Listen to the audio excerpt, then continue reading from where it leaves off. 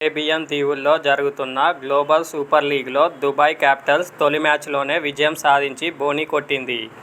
ఈ మ్యాచ్లో క్యాపిటల్స్ న్యూజిలాండ్కు చెందిన సెంట్రల్ డిస్ట్రిక్ట్పై 22 పరుగుల తేడాతో విజయం సాధించింది. ఈ టోర్నీలో బంగ్లాదేశ్ వెటరన్ ఆల్రౌండర్ షకీబ్ అల్ హసన్ క్యాపిటల్స్కు ఆడుతున్నాడు.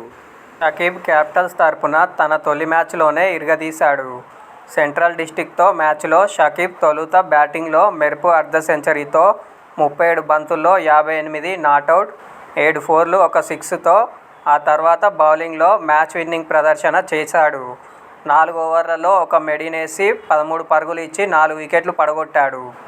ఈ మ్యాచ్లో తొలుత బ్యాటింగ్ చేసిన క్యాపిటల్స్ షకీబ్ రాణించడంతో నిర్ణీత 20 ఓవర్లలో 7 వికెట్ల నష్టానికి 165 పరుగులు చేసింది.